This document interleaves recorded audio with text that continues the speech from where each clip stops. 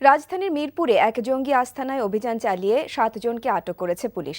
জঙ্গিদের এই আস্তানা থেকে বিপুল পরিমাণ বিস্ফোরক ও হাতে তৈরি গ্রেনেড উদ্ধার করা হয়েছে। অভিযান এখনও চলছে। মইদুল ইসলামের রিপোর্ট। পুলিশ জানায় তাদের হাতে আটক হওয়া এক জঙ্গি সদস্যের দেয়া তথ্যের ভিত্তিতে জঙ্গি আস্তানায় অভিযান চালাতে বৃহস্পতিবার ভোররাতে মিরপুরের শাহালি এলাকার ৯ নম্বর রোডের ৩ নম্বর বাসা ঘিরে ফেলে তারা। ভবনের ৬ তলার একটি ফ্ল্যাটে জঙ্গিদের আস্তানা নিশ্চিত হয়ে অন্যান্য বাসিন্দাদের সরিয়ে নেওয়া হয়। পরে জঙ্গিদের আত্মসমর্পণের জন্য বেঁধে দেওয়া হয় সময়সীমা। তবে আইন শৃঙ্খলা রক্ষাকারী বাহিনীর এই প্রস্তাবে সাড়া না দেয়ায় ভোরে জঙ্গিদের সাথে গুলি বিনিময় এবং বিস্ফোরণের ঘটনা ঘটে। এরপর দুপুর ১২টার দিকে জানানো হয় ৭ জনকে আটক করা হয়। আমরা এই পর্যন্ত ৭ জনকে আটক করেছি, তার ভিতরে ৩ জন কমপক্ষে জেএমবির খুব গুরুত্বপূর্ণ সদস্য, আর বাকি ৪ জনের আমরা এখনো শনাক্ত করতে পারিনি। ওখানে বেশ কিছু বিস্ফোরক এখনো পড়ে আছে, আনএক্সপ্লোডেড বিস্ফোরক, সেগুলো সতর্কতার সাথে সেগুলো আমরা সার্চ অব্যাহত আছে। জঙ্গিরা তারা একটা পর্যায়ে তারা গ্রেনেড চার্জও করেছিল, তবে আমাদের এখন পর্যন্ত কোনো কেউ আহত হয়নি। অভিযানে পুলিশ ছাড়াও র্যাব, ডিবি পুলিশের বোমা নিষ্ক্রিয়কারী দল, সোয়াট টিম অংশ নেয়। সেখান থেকে উদ্ধার করা হয় বিপুল পরিমাণ হ্যান্ড গ্রেনেড এবং বিস্ফোরক দ্রব্য।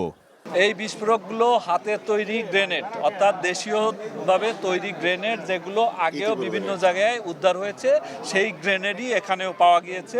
সেগুলো চার্জ করা হয়েছিল এবং এখনও অবিস্ফোরিত রয়েছে, সেগুলো আমাদের বোম ডিসপোজাল টিম নিষ্ক্রিয় করছে।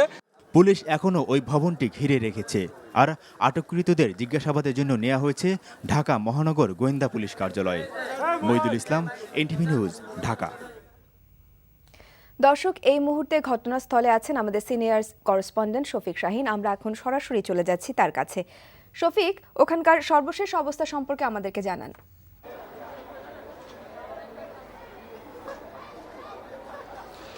আফসানা, এখানকার সর্বশেষ অবস্থা বলতে যেটি বোঝা যায় যে ওই ৬তলা ভবন থেকে যে হাতে তৈরি গ্রেনেড, সেগুলি এখন এই পাশের মাঠে রাখা হয়েছে এবং ইতিমধ্যে ৪টি গ্রেনেডের বিস্ফোরণ ঘটিয়েছে ঢাকা মহানগর গোয়েন্দা পুলিশের বোম ডিসপোজাল ইউনিট, এবং আরও যে সমস্ত গ্রেনেড আছে সেগুলিও নিষ্ক্রিয় করার, অর্থাৎ বিস্ফোরণ করার একটা প্রক্রিয়া চলছে। আপনি হয়তো দেখতে পাচ্ছেন যে আমার এখানে টায়ার দিয়ে ঘিরে রাখা হয়েছে কয়েকটি হাতে তৈরি গ্রেনেড, সেগুলি কিছুক্ষণের মধ্যেই বিস্ফোরণ ঘটানো হবে। এবং অন্যদিকে আরেক যে দৃশ্য, সেটি হলো যে উৎসুক জনতার ভিড় আছে এই এলাকা ঘিরে, এবং হাজার হাজার মানুষ কিন্তু এখানে অবস্থান করছে যে দেখার জন্য কি হচ্ছে। আর যেই ৬তলা ভবনটি আপনি দেখতে পাচ্ছেন, সেই ভবনের ভিতরে এখনো আইনশৃঙ্খলা রক্ষাকারী বাহিনী অবস্থান করছে